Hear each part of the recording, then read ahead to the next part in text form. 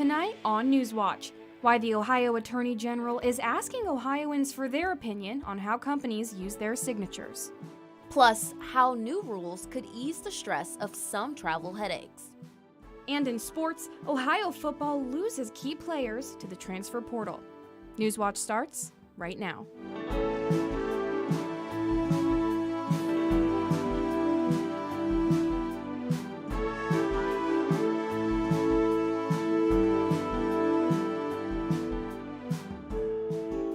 Tonight, we're celebrating our Newswatch seniors as their time at WOUB comes to an end. Good evening. I'm Haley Swayna. And I'm Silver Barker. Welcome to Newswatch. We'll be taking turns sharing the news with you as we show off our graduating journalists. Ohio Attorney General Dave Yost wants the public to weigh in on how businesses use consumers' signatures.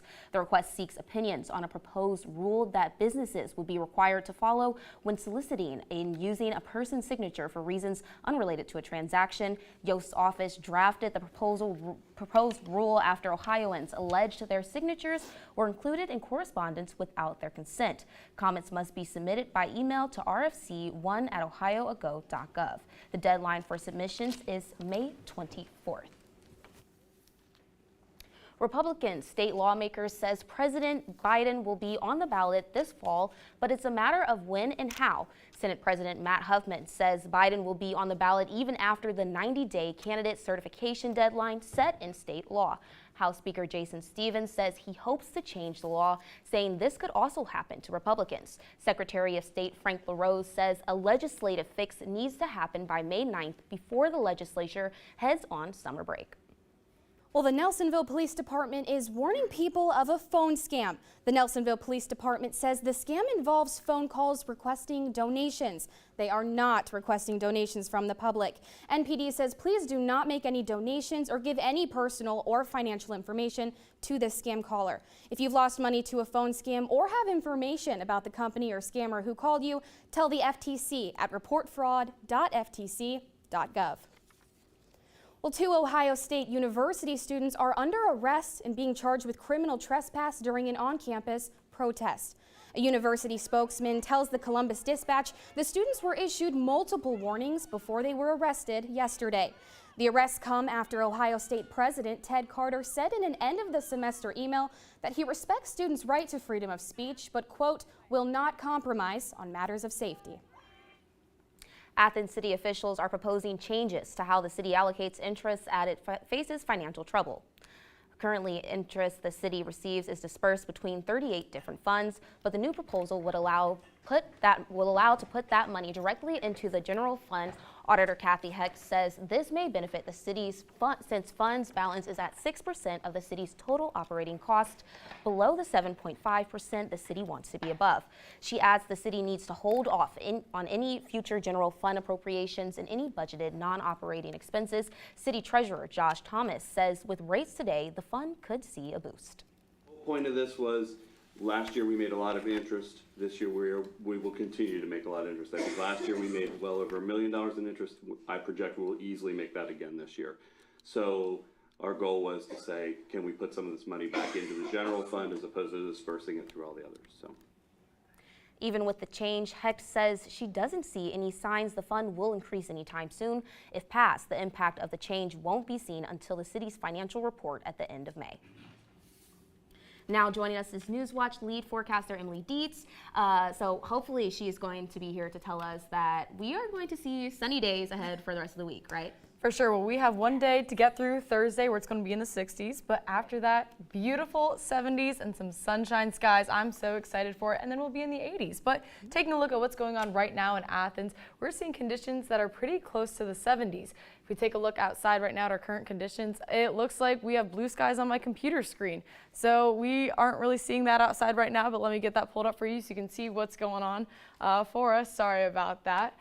Here we go. We're seeing partly cloudy skies. So unfortunately, no blue skies for us, but we are in the 60s, so pretty comfortable outside overall. Now, we do have a frost advisory and a freeze warning issued for various parts of the state, and that's because we have a little bit of moisture still in the air from that rain that moved through. And as our conditions start to cool down into the evening times, we're going to start to see a little bit of frost and just a little bit of freezing. So this will all be over by around 9 a.m. as that sunshine really starts to move through. But in the meantime, we're starting to see our temperatures cool down a little bit across the area. Athens at 66 right about now. Zanesville, Newark, and Lancaster all in the 50s. So things are definitely cooling off for this evening, especially as that sun starts to set.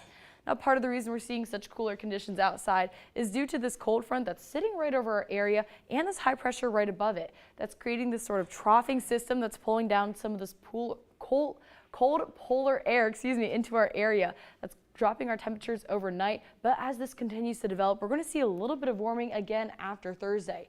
But in the meantime, tonight, we're going to see that overnight low of 35, so you're definitely going to want to grab your jacket if you have any late night errands to run or anything else. And we're going to start to see some partly cloudy skies, but stay tuned for my full forecast. We're going to look at what you can expect this weekend.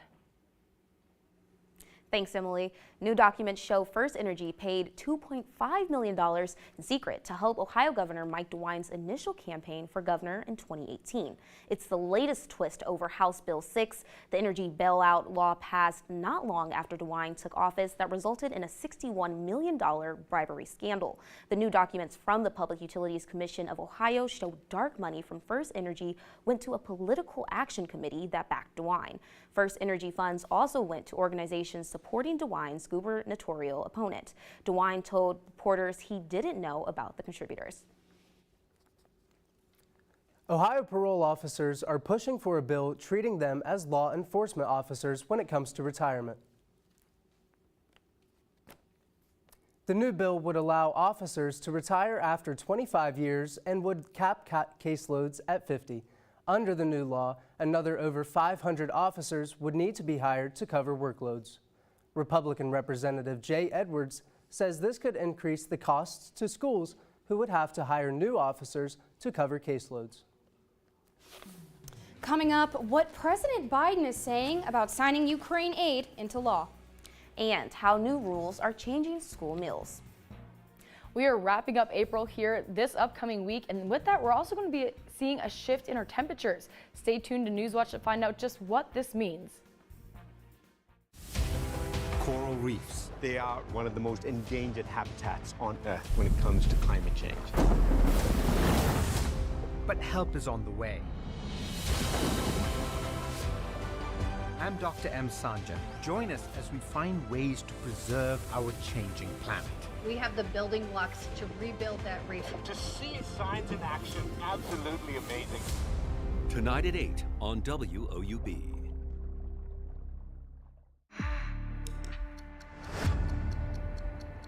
Times are changing. Every nut and bolt, you know its breaking point, but the humans have not been quantified. I'm here to serve, I'm here to learn, I'm here to grow, and so whatever happens, just remember that. I was diagnosed with Parkinson's at 39. You never know what's gonna happen if you don't give up. Holding it together is more exhausting than the disease itself. You might live. You have to hunt. If you don't do subsistence activities, you die. It connects us to our past.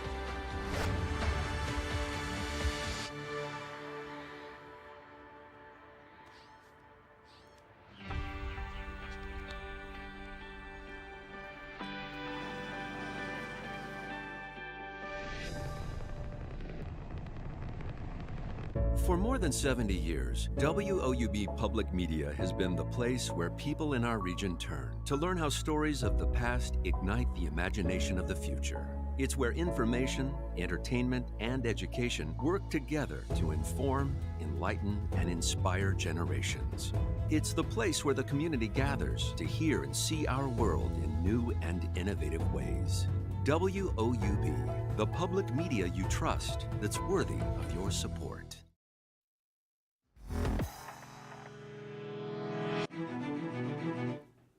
President Joe Biden is signing an aid package providing crucial military assistance to Ukraine into law. This follows months of negotiations and debate. The package was passed by the Senate late last night. The $95 billion legislation includes nearly $61 billion in aid to Ukraine, and Biden says that this will bring more jobs to American industries. This package is literally an investment, not only in Ukraine's security, but in Europe's security. in our own security. We're sending Ukraine equipment from our own stockpiles. Then we'll replenish those stockpiles with new products made by American companies here in America. Patriot missiles made in Arizona, Javelins made in Alabama, artillery shells made in Ohio, Pennsylvania, and Texas. In other words, we're helping Ukraine while at the same time investing in our own industrial base, strengthening our own national security, and supporting jobs in nearly 40 states all across America. The effects are expected to be felt most quickly on battlefields in Ukraine. That's because Ukraine soldiers have faced ammunition shortages and battlefield losses in the absence of U.S. assistance earlier this year. Pro-Palestinian protests continue to rock major American universities, prompting school officials to take steps to confront the growing crisis. The demonstrations underscore a potential challenge for President Biden's re-election bid this fall. Karen Kafa has more details. After signing a $95 billion bipartisan foreign aid package, including funding for Ukraine, Taiwan, and Israel, President Joe Biden highlighting the legislation's humanitarian help for Gaza and urging Israel to ensure it reaches Palestinians quickly. We're going to immediately secure that aid and surge it, including food, medical supplies, clean water. And Israel must make sure all this aid reaches the Palestinians in Gaza without delay. Biden reiterated that his support for Israel is ironclad, a backing at odds with some young progressives taking part in a growing number of pro-Palestinian demonstrations on college campuses, and whose support the president will need in November. While the national spotlight has been on Columbia's New York City campus, similar demonstrations have grown across the country this week, from Brown University in Rhode Island to the University of California at Berkeley. The White House, trying to both condemn anti-Semitism and address the gravity of the situation in Gaza, said they have been monitoring the protests. Political allies of President Biden downplaying a potential loss of support among young protesters in November. I hope they will give the president time to show that his leadership in the Middle East ultimately will prove out to be aligned with American values. At the White House, I'm Karen Kafa. The third day of testimony begins tomorrow in former President Donald Trump's criminal hush money trial in New York. This testimony follows the judge's denial of Trump's effort to subpoena information from Stormy Daniels. It included her communications with other potential witnesses in the case. Judge Merchant says the subpoenas were, quote, overboard. Trump filed a motion to compel Daniels to comply with the subpoena, but prosecutors opposed it. The Secretary of Transportation says he's been listening to nightmare scenarios from U.S. air travelers, and as of today, his department is, quote, putting it to a stop now.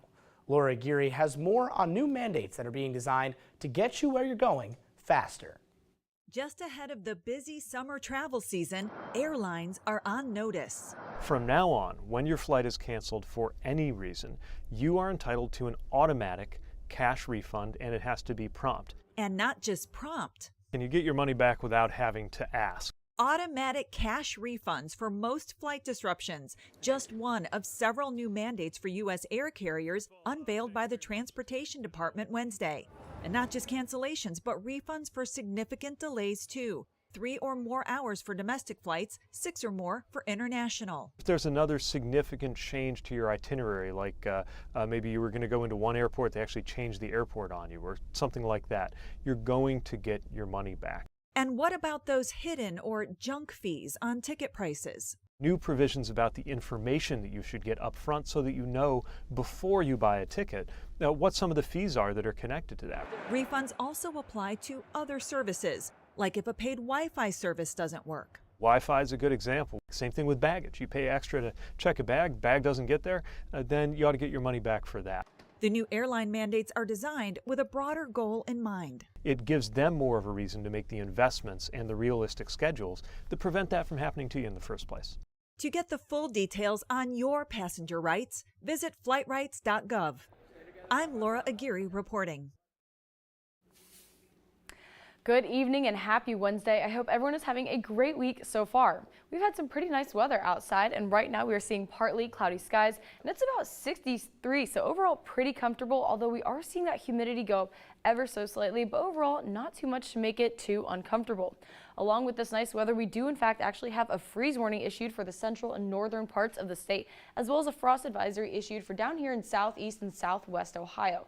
This will be in effect until 9 a.m. tomorrow. We're just going to see some cooling conditions overall tonight, but we aren't expecting anything big from this going on. Now, taking a look at what happened today, we had a little bit of rain move through, and it looks like we should almost have some rain coming in behind it, but that's not what's happening. In fact, we actually have a system that's sitting right to the north of us that's creating this sort of trough and keeping all this rain to the south and moving right on around us. And taking a look, you can see that high pressure just north of the Great Lakes and that cold front that's acting as sort of that scoop that we just saw on that radar that's keeping a lot of this precipitation from moving around us and keeping our skies nice and clear. Although this cold front and this high pressure will be bringing some cooler temperatures from the north, so we can expect to see that with the next day or so. And here's a good look at what we can expect to see tonight. So we're definitely going to get cooler, going to be dropping down into the 30s and the 40s. But after that, the system over to the west is going to take over and be pushing all of this warm weather over towards us. So tonight, again, we'll see the overnight low of 35, those partly cloudy skies, so overall a little on the chilly side. And then tomorrow will be pretty similar to today with our high of 64, overnight low still in the 30s with that low of 39 and those partly sunny skies. But as we move into tomorrow, we're going to see that high pressure scoot down a little bit more, bringing in more cooler weather. So again, we're still going to see that reflection of those conditions going on, but taking a look at what's going on out west is we have this really nice developing low pressure system with this warm front attached. Now we're going to see a lot of rain start to happen from this system, but this won't be coming until the weekend. So we're going to keep keeping an eye on this, especially as the week goes on, to see just what kind of rain we can expect from it. And here you can see the really well developed system up here on Friday, but this also means that we'll be seeing a lot of warm air too, and I'm personally very excited about that. You can see this nice warm front again pushing up into our area. Now taking a look at what we can expect, we're going to see almost a 10-degree difference from our Thursday into our Friday. We go from 64 to 77, so it's definitely going to be nice outside. And on Saturday, again, still seeing those nice conditions, and that's going to be that reflection of that warm front. On Sunday and Monday, a high of 85, so definitely quite warm outside. And our overnight conditions too are also quite warm. We're going to see that low of 60, so make sure you have a great rest of your week and get excited for this warm weather. Thanks, Emily. The U.S. Department of Agriculture is issuing a federal order to require more bird flu testing in dairy cows. This is to stop the H5N1 avian influenza, which has been detected in cows and in grocery store milk.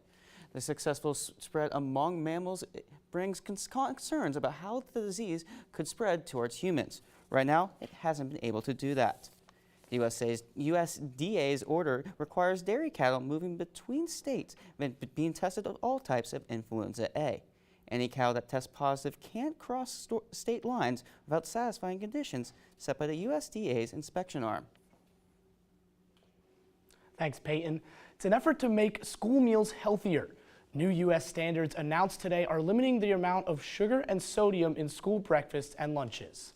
Mandy Gaither has a closer look at the new standards, which will affect nearly 30 million students from kindergarten to 12th grade.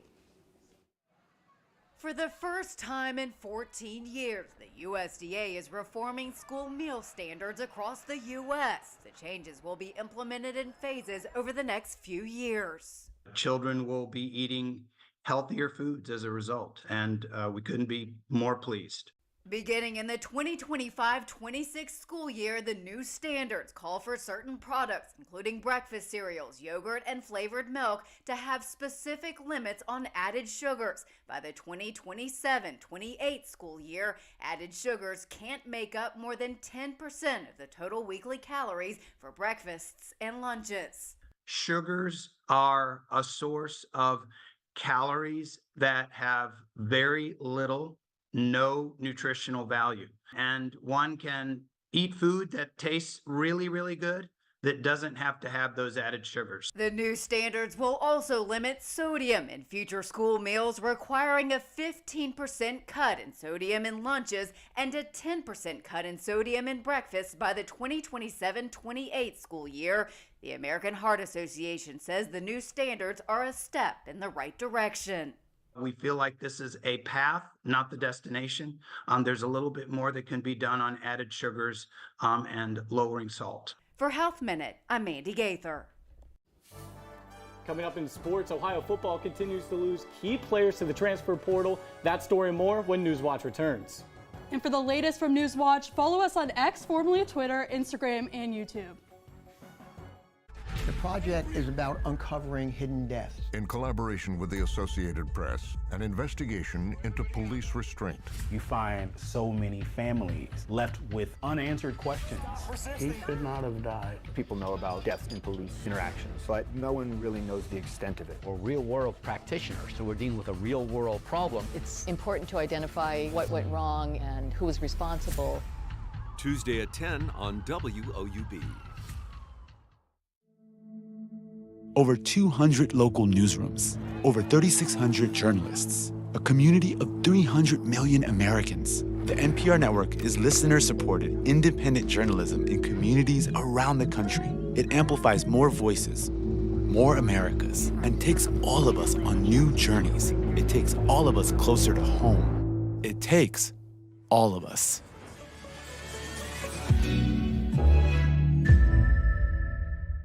A disaster that brought Chicago to its knees. Everybody's on their own, and everybody's helpless. An immigrant who shouldered the blame. She was a woman, she was an immigrant, and I think it was so easy to pick somebody like that. A city determined to rise from the ashes. There's a sense that this fire can't stop us. The Great Chicago Fire on American Stories. Monday at 10 on WOUB. What it meant to be human may be different going forward. We're adapting ourselves already so much technologically. I think the universe is empty and quiet, and it wants to be woken up and filled with beautiful things. Is this actually the way I want to be human? Every single interaction you have with every other human has the opportunity for an experience of grace and connection and wonder. Tonight at 9 on WOUB.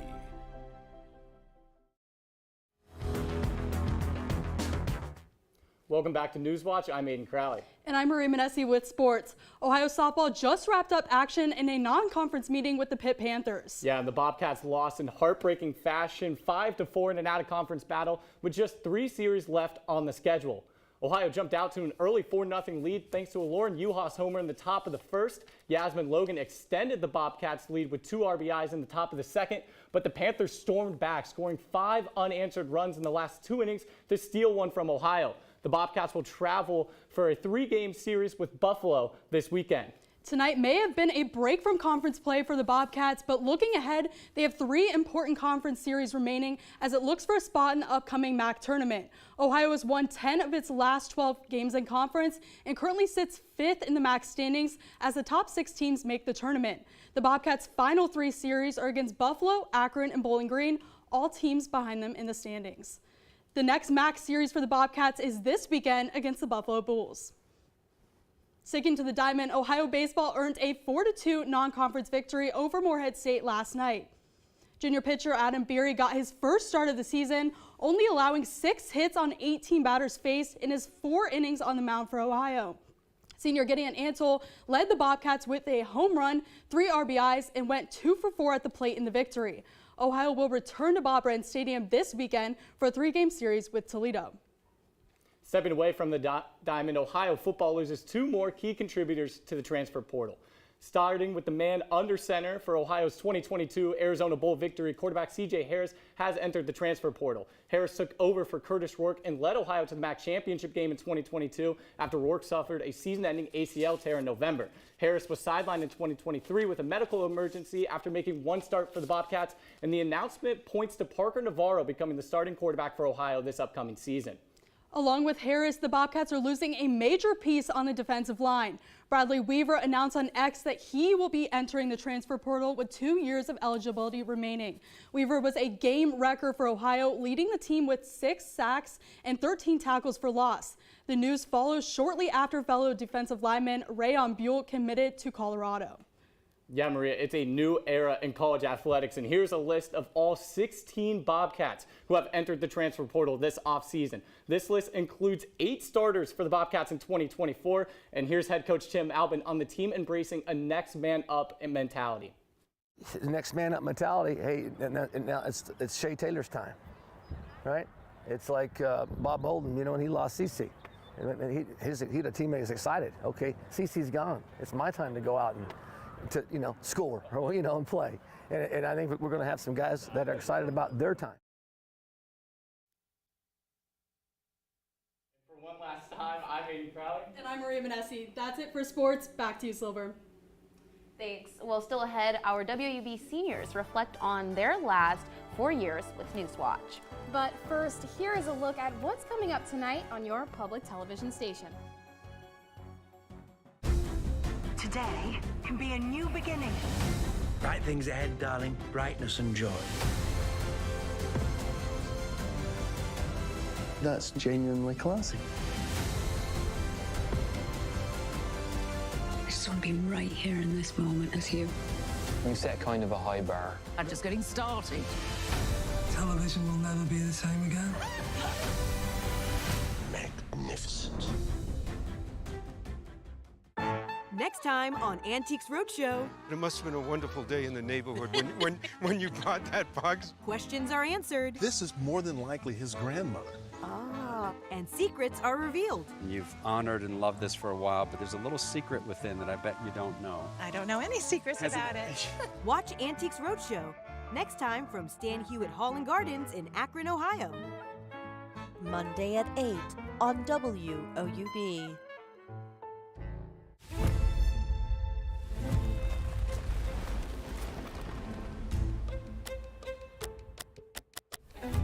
Subtle rises in sea level. The demise of coral reefs. Devastating changes take place.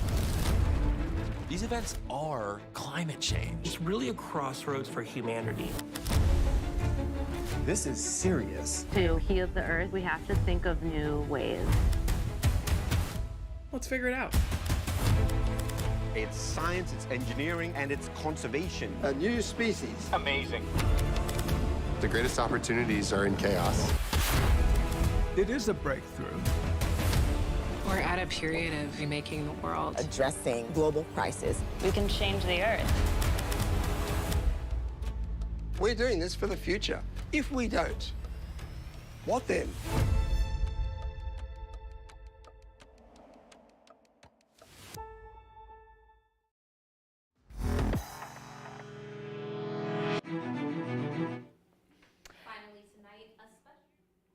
Good evening, Athens. Tonight, we are going to expect our overnight low of about 35 with those partly cloudy skies. It's going to be kind of chilly out tonight, so if you are planning on going out at all, you want to make sure you grab that jacket. We are expecting a freeze warning up for the central and northern parts of the state, as well as that frost advisory, but that will be lifted by 9 a.m. as we start to see some of that sunshine poke through, really warming everything up. So we're expecting a nice day tomorrow overall, and we can see that we've got a high of 64, so very, very similar to today. We have those partly sunny skies and our overnight low of 39. So again, another chilly night, but by the time we get to Friday, we're going to see a lot of warm air moving on through. We do have some rain packed in for this weekend, and we'll update you later this week. But in the meantime, we're expecting a warm weekend ahead, even though we do see some clouds in the area on Saturday. We'll be up in the 80s by Sunday and Monday. Okay, now finally tonight, a special message from all of the graduating seniors here at Newswatch. We all know the saying, time flies when you're having fun.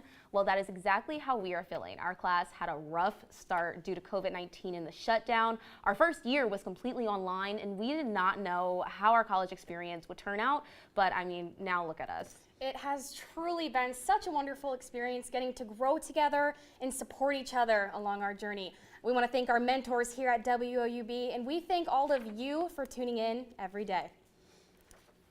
Yeah, I'm definitely feeling it now that we're talking about it. It's so sad, but it's like happy, new beginnings. Absolutely. Yeah, It's yeah. getting too real. It is. It's getting very real. I'm feeling it, yeah. Alrighty, well that does it for our seniors' last broadcast this evening. Thanks for watching. For Emily Dietz and for all of our seniors here tonight, I'm Haley Sueno. And I'm Silver Barker. Stay tuned for the PBS NewsHour coming up next. And remember, you can find the latest news anytime at WUB.org or follow us on social media. Have a great night.